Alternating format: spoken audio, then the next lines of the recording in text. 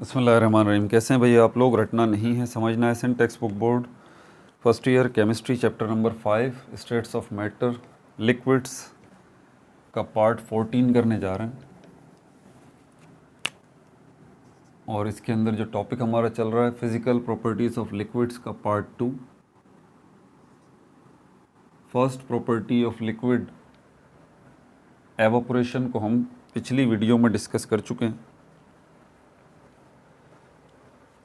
Vapour pressure ये second property है liquids की, इसको हम इस वीडियो में डिस्कस करेंगे।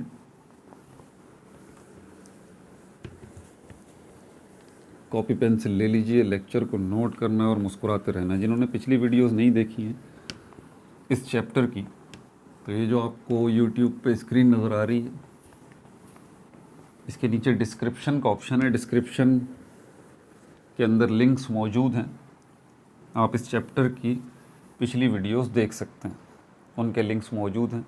Part 1, part 2, part 3। और अगर आपको पिछले चैप्टर्स की वीडियोस देखनी है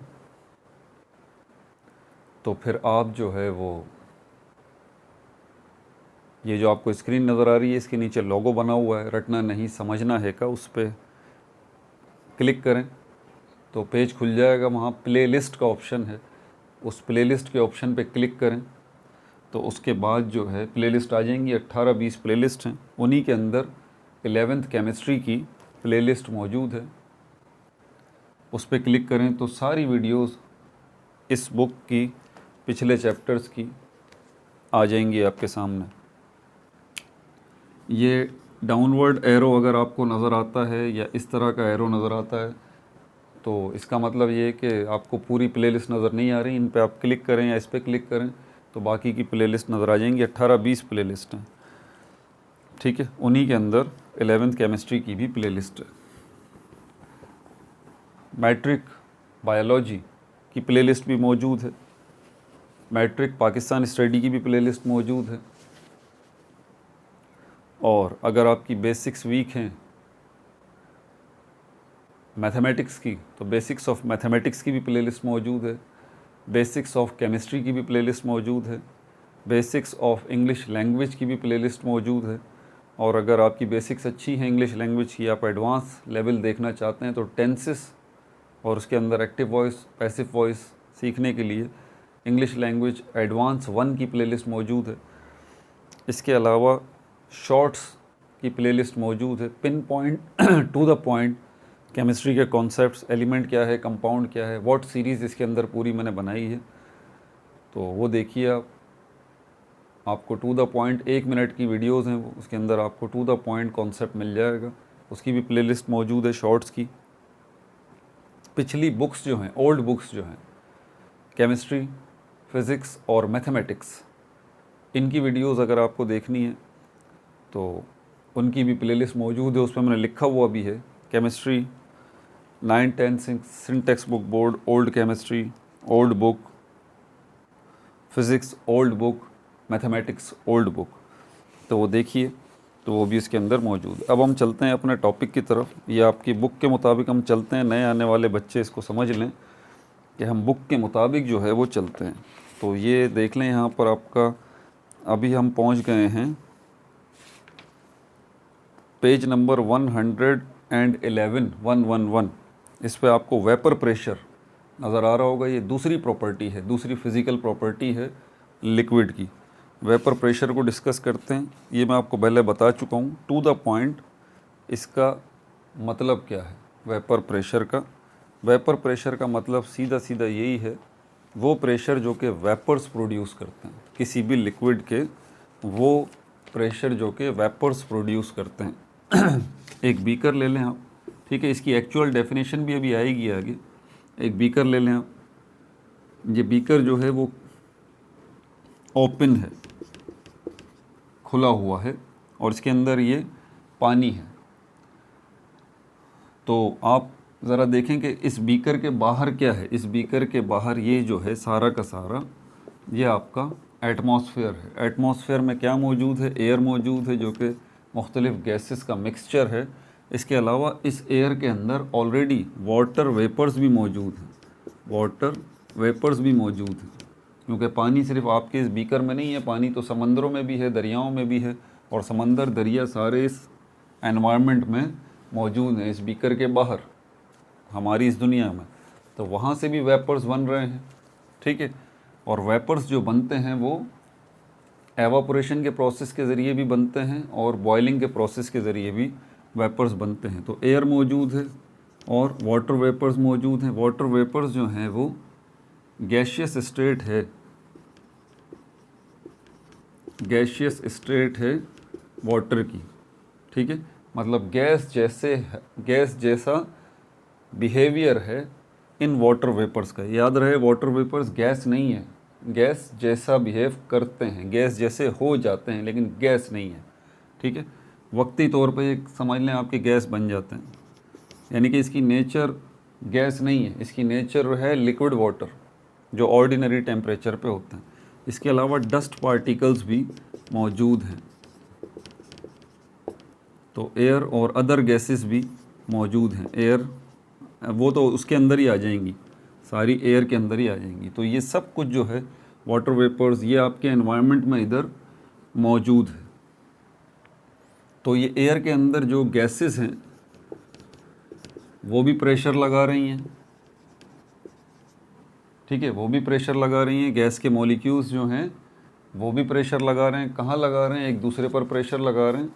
और उनके रास्ते में जो कुछ भी है, मतलब ये कंटेनर भी है और इसके अंदर मौजूद ये वाटर भी है, उसके ऊपर भी प्रेशर लग रहा है। और इस वाटर के ऊपर कहाँ प्रेशर लग रहा है? एग्जैक्टली इस वाटर की सरफेस पर प्रेशर लग रहा है। और ये रहे सरफेस के मॉलिक्यूल्स, ये रहे सरफेस के मॉलिक्यूल्स। तो हम कह रहे हैं कि प्रेशर अब दो तरह के हो गए। ये एक वो जो एनवायरनमेंट की तरफ से प्रेशर लग रहा है, और एक प्रेशर वो जो कि ये लिक्विड जब अपने वेपर बनाएगा, ठीक है, वो प्रेशर लगाएंगे। तो यहाँ दो किस्म का प्रेशर हो जाएगा, ये बात जहन में रखिएगा।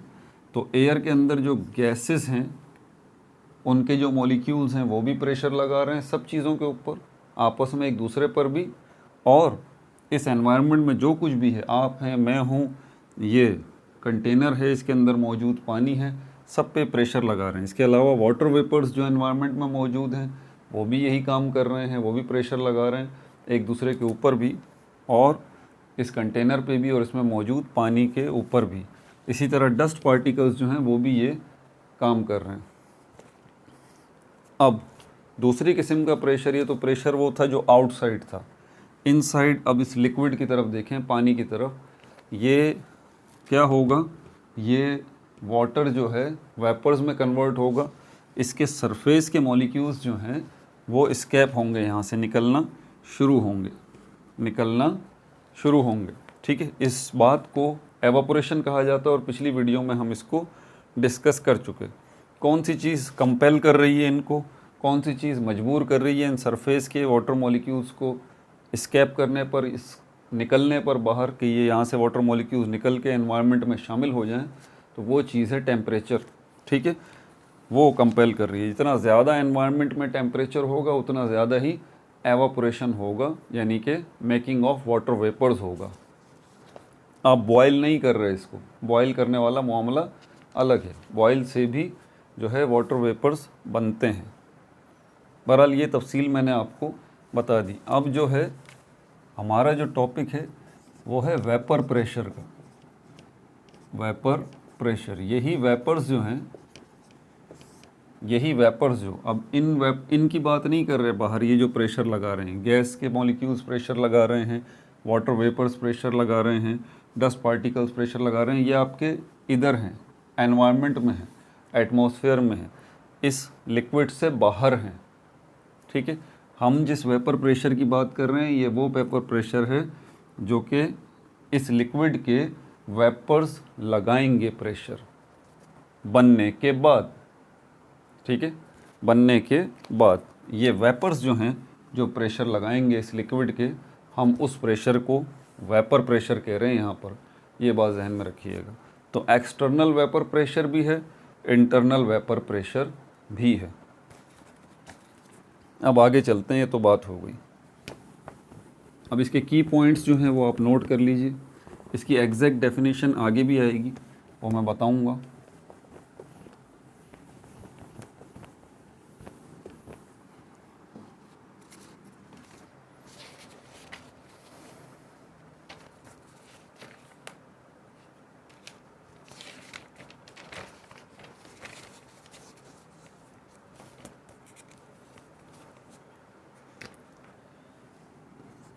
वेपर प्रेशर के अंदर एक टॉपिक को समझना ज़रूरी है जिसको कंडेंसेशन कहते हैं। कंडेंसेशन क्या है, आपसे कोई पूछे कंडेंसेशन क्या है, ये एक प्रोसेस है। इस तरह आपने एवापोरेशन को देखा था ना, टू द पॉइंट उसका जवाब था कि एवापोरेशन भी एक प्रोसेस है। बिल्कुल कंडेंसेशन भी एक प्रोसेस है। कंडेंसेशन प्रोसेस जो है वो एवापोरेशन का रिवर्स होता है। रिवर्स होता है मतलब आप देख रहे थे कि ये एक क्लोज्ड सिस्टम है, अब के हम इस सिस्टम को क्लोज कर देते हैं, ठीक है। इसके अंदर ये पानी मौजूद है, ये क्या है, क्लोज्ड है, क्लोज्ड है। अब आप क्या करेंगे, यहाँ पर आप हीट देंगे, मतलब इसको बॉयल करेंगे, क्योंकि आपको वेपर्स चाहिए ना, फ़ौरन वेपर्स चाहिए।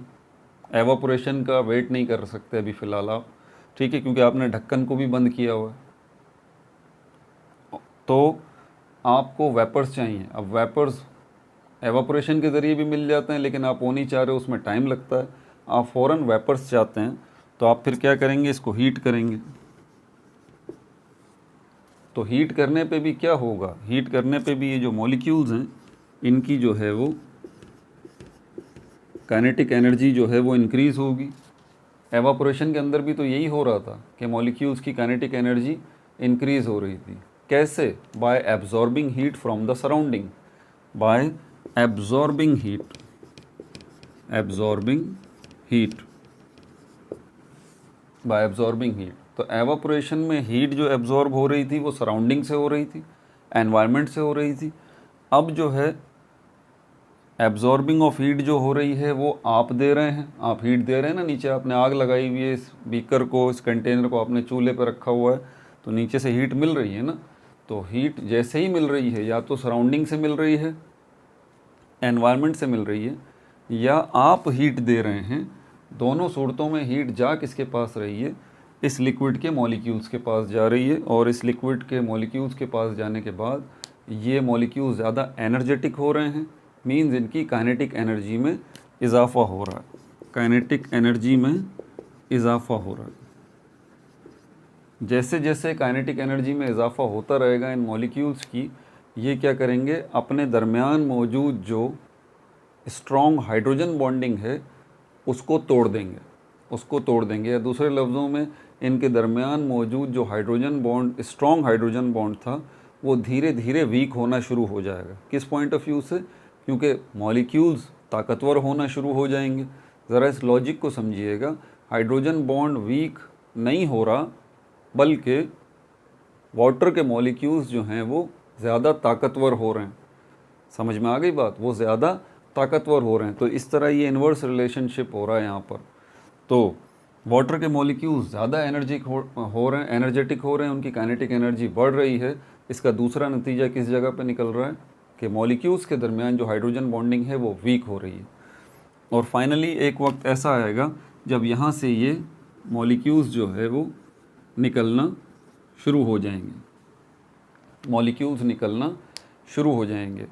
एक बात को ज़रा जहन में रखिएगा कि ये मॉलिक्यूल्स जो हैं ये रीजॉइन करेंगे, रीजॉइन करेंगे दोबारा से, क्योंकि आपने इस यहाँ तो ढक्कन लगा रखा है ना, कंटेनर बंद है, तो ये मॉलिक्यूल्स जो ऊपर जा रहे हैं, तो ये मॉलिक्यूल्स फिर दोबारा, ये वेपर्स जो हैं, मॉलिक्यूल्स नहीं है सॉरी, ये वेपर्स हैं, तो ये वेपर्स जो ऊपर जा रहे हैं ये दोबारा नीचे भी आएंगे और यहाँ पे आके दोबारा रीजॉइन करेंगे, दोबारा रीजॉइन करेंगे।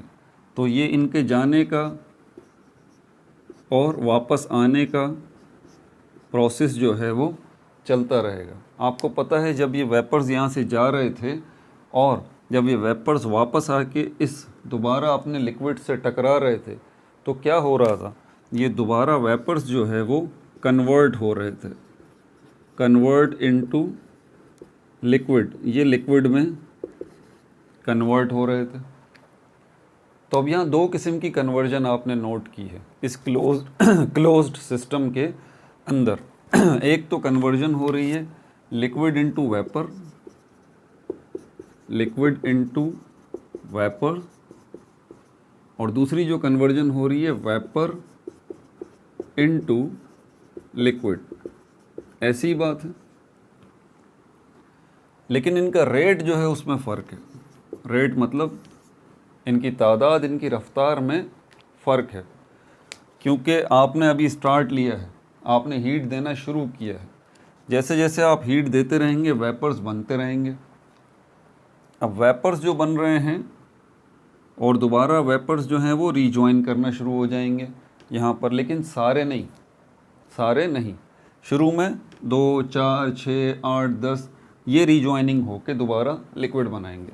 यहाँ पर आपको एक बात पता चलती है, रेट जो कन्वर्जन का है, रेट जो कन्वर्जन का है लिक्विड इनटू वेपर, ये फास्ट है, ये फास्ट है, ये तेज़ है। और दोबारा ये कन्वर्जन का जो रेट है जिसमें वेपर्स जो है वो दोबारा लिक्विड में कन्वर्ट हो रहे हैं, हाउ, रीजॉइनिंग करके, रीजॉइनिंग करके। ये क्या है, ये स्लो है। तो ये फास्ट है और ये स्लो है। समझ आ रही है बात आपको? कब? स्टार्टिंग में, शुरू में, स्टार्टिंग में शुरू में ये स्लो है। रेट जो कन्वर्जन का है लिक्विड इनटू वेपर, लिक्विड जो वेपर में कन्वर्ट हो रहा है वो फास्ट है, मतलब बहुत ज़्यादा तादाद में जो है वो वाटर वेपर्स में कन्वर्ट हो रहा है, और बहुत थोड़ी तादाद में वेपर्स रीजॉइन होके दोबारा लिक्विड वाटर में कन्वर्ट हो रहे हैं। आप मुस्तकिल हीट दिए जा रहे हैं, तो क्या हो रहा है, धीरे धीरे अब ये कन्वर्जन जो है लिक्विड इनटू वेपर ये भी और तेज़ हो रहा है। तो यहाँ पर आप देखें, ये जो पहले, क्योंकि जितना ज़्यादा तेज़ ये कन्वर्जन होगा लिक्विड इनटू वेपर, उतने ही ज़्यादा वेपर आएंगे और उतने ही ज़्यादा फिर वेपर रीजॉइन होके लिक्विड भी बनाएंगे। लेकिन अभी भी फ़र्क है, इस बात को ध्यान में रखिएगा, ठीक है। हम यहाँ पर अगर मैं दोनों को कंपेयर करूँ तो कुछ वैल्यूज़ रख दूँ तो इसमें आसानी हो जाएगी। ये वाली जो कन्वर्जन है इसमें हम सपोज़ करते हैं कि यहाँ पर हमारे पास वेपर्स जो हैं वो 10 वेपर्स हैं, ठीक है। तो ये जो कन्वर्जन हो रही है लिक्विड इनटू वेपर, ये कितने हो रहे हैं, ये 8 हो रहे हैं। तो ये वेपर्स इनटू लिक्विड ये 2 हो रहे हैं। टोटल वेपर कितने निकले थे इस क्लोज्ड सिस्टम के अंदर? 10 वेपर निकले थे, ठीक है। अब 10 वेपर जो है वो और निकले हैं, और इन 10 वेपर्स में से क्या हुआ था, 10 वेपर्स में से 8 वेपर तो यहीं रहे और 2 वेपर्स ने रीजॉइन किया। फिर 10 वेपर्स और निकले। इन 10 वेपर्स के अंदर से अब 6 जो हैं वेपर, 6 जो वेपर हैं वो तो यहीं पर रहे, और 4 जो वेपर हैं उन्होंने क्या किया, रीजॉइन किया।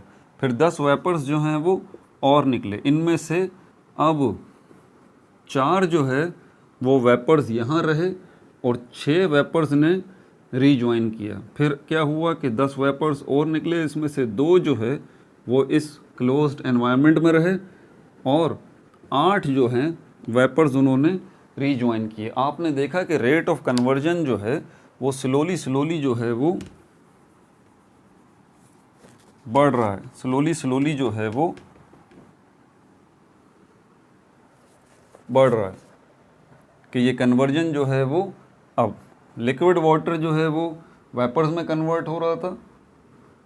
शुरू में बहुत तेज़ 8 और 2 का रेशो था, फिर धीरे धीरे 6 और 4 का रेशो हुआ, फिर धीरे धीरे 4 और 6 का रेशो हुआ, फिर धीरे धीरे 2 और 8 का रेशो हुआ। मतलब ये कि शुरू में ये जो कन्वर्जन रेट था लिक्विड इनटू वेपर ये बहुत तेज़ था, और ये जो कन्वर्जन था वेपर इनटू लिक्विड ये स्लो था। लेकिन धीरे धीरे एक वक्त ऐसा आया जब ये वेपर इनटू लिक्विड कन्वर्जन ये ज़्यादा हो गया और लिक्विड इनटू वेपर कन्वर्जन ये कम हो गया। समझ में आ रही है बात? तो ये मुस्तकिल सिस्टम चलता रहेगा। और अभी अनइक्वलिटी है। अभी क्या है? अनइक्वलिटी है। अनइक्वलिटी है इन दोनों कन्वर्जन्स में। और यहाँ पर ये जो रीजॉइनिंग हो रही है, ये याद रहे, ये जो रीजॉइनिंग है इसी को हम कह रहे हैं कंडेंसेशन। कंडेंसेशन जो मैंने ऊपर लिखा था ना, कंडेंसेशन। तो मैंने क्या कहा था कि ये रिवर्स है एवापोरेशन का। एवापोरेशन में लिक्विड वेपर्स में कन्वर्ट हो रहा है, कंडेंसेशन में वेपर्स दोबारा लिक्विड में कन्वर्ट हो रहे हैं। सर्दियों में आप देखते हैं सुबह के वक्त उठते हैं, आपको फर्श, ज़मीन और गार्डन अपना गीला गीला सा नज़र आ रहा होता है। सर्दियों में नॉर्मली क्या होता है कि दिन भर में जितनी एवापोरेशन हो रही होती है, जितना पानी जो है वो कन्वर्ट हो रहा होता है वेपर्स में, वही वेपर्स ऊपर आसमान में चले जाते हैं। ठीक है। और जब रात में ठंडक ज़्यादा बढ़ जाती है तो आसमान में वही वाटर वेपर्स जो हैं वो कन्वर्ट हो जाते हैं लिक्विड वाटर में। लिक्विड वाटर में। और वही लिक्विड वाटर रात को ड्यू ड्रॉप्स या शबनम के कतरे बन के सारी रात वो गिरते रहते हैं, जिसकी वजह से आप सुबह जो है उठते हैं तो सर्दियों में नोट करते हैं कि आपके सारी चीज़ें गीली हुई पड़ी हैं, बहुत ज़्यादा जो है वो ओस पड़ी हुई है। इसको ओस भी कहा जाता है, शबनम के कतरे जो हैं इनको भी कहा जाता है ड्यू ड्रॉप्स जो हैं। तो ये सिस्टम होता है, कंडेंसेशन हो रही होती है सारी रात सर्दियों के रातों में। तो ये समझ में आ गया आपको? तो अभी जो है वो अनइक्वलिटी है। ठीक है, कंडेंसेशन और एवापोरेशन में। एक टाइम अब ऐसा आएगा कि जब 10 मॉलिक्यूल्स जो हैं वो लिक्विड के वो वेपर में कन्वर्ट हो रहे होंगे, तो 10 में से 5 जो है, क्योंकि मुस्तकिल काम चल रहा है ना, मुस्तकिल काम चल रहा है, 5 जो है वो वेपर में कन्वर्ट होंगे, लिक्विड टू वेपर, और उसी वक्त 5 जो है वेपर टू लिक्विड कन्वर्जन शुरू हो जाएगी। ये सिस्टम हो जाएगा, 5-5 का सिस्टम हो जाएगा। समझ में आ गई? शुरू से मैंने अभी तक सारी तफसील बताई। 10 वेपर बन रहे थे, 8 जो है वो इधर ही मौजूद थे और 2 रीजॉइन हो रहे थे। फिर दोबारा 10 वेपर बने, उनमें से 6 जो है वो इसी एनवायरनमेंट में मौजूद रहे, 4 ने रीजॉइन करके दोबारा लिक्विड बनाया। फिर 10 वेपर निकले, उनमें से 4 जो है यहाँ रहे और 6 ने जो है वो रीजॉइन करके दोबारा लिक्विड बनाया। फिर क्या हुआ कि 10 में से 2 जो वेपर हैं वो यहाँ इन्वायरमेंट में रहे और 8 ने रीजॉइन किया। तो अब रेट बढ़ गया। शुरू में रेट ऑफ जो कन्वर्जन था लिक्विड इनटू वेपर वो फास्ट था और वेपर इनटू लिक्विड वो स्लो था। लेकिन जैसे जैसे टाइम बढ़ता गया ये लिक्विड इनटू वेपर कन्वर्जन ये स्लो हो गया और वेपर इनटू लिक्विड कन्वर्जन ये फास्ट हो गया। लेकिन दोनों सूरतों में, चाहे ये शुरू में फास्ट था, ये स्लो था, या बाद में ये स्लो हो गया, ये फास्ट हो गया, ये अनइक्वलिटी है, इक्विलिब्रियम नहीं है ये। ठीक है। और एक वक्त ऐसा आएगा जब 5-5 का सिस्टम बन जाएगा कि 5 जो है वो इसमें कन्वर्ट हो रहे होंगे। मुस्तकिल काम हो रहा है, ये बात याद रहे, स्टॉप नहीं है ये डायनामिक है, मुस्तकिल हालत हरकत में है।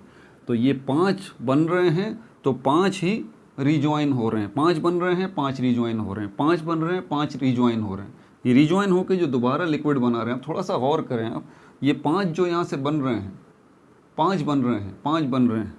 ठीक है, ये 5 बन रहे हैं और ये 5 दोबारा रीजॉइन हो रहे हैं। ये 5 रीजॉइन होके क्या बना रहे हैं? लिक्विड वाटर ही बना रहे हैं ना। यही लिक्विड वाटर आगे चल के फिर दोबारा वेपर में कन्वर्ट हो रहा है, सीधी सी बात है। तो यहाँ पर असल में वेपर्स की कन्वर्जन हो रही है लिक्विड वाटर में, लिक्विड वाटर की कन्वर्जन हो रही है वेपर्स में। लेकिन अब मामला इक्वलिटी का हो गया है, बराबरी का हो गया है। 5 ये वेपर में कन्वर्ट हो रहे हैं तो 5 वेपर लिक्विड में कन्वर्ट हो गए। ये इक्वलिटी हो गई है और इसी इक्वलिटी को, इसी बराबरी को हम इक्विलिब्रियम कहते हैं। Equilibrium, equilibrium. क्योंकि ये इक्विलिब्रियम जो कायम हुआ है जिसमें बराबरी आ गई है, ये मुसलसल हालत हरकत में है, इसीलिए इसको कहा जाता है डायनामिक इक्विलिब्रियम। तो एक डायनामिक इक्विलिब्रियम जो है वो कायम हो जाएगा। दो वर्ड हैं, वर्ड अपोजिट, डायनामिक और स्टैटिक। स्टैटिक का मतलब होता है रुका हुआ इक्विलिब्रियम, और डायनामिक का मतलब होता है ऐसा इक्विलिब्रियम जो हालत हरकत में हो। ठीक है भाई, तो ये डायनामिक इक्विलिब्रियम जो है वो इस्टेब्लिश हो जाएगा। अब ये वेपर प्रेशर के अंदर कंडेंसेशन का टॉपिक मैं आपको बता रहा था। अब ये कंडेंसेशन अब आपको आसानी से समझ में आ जाएगा।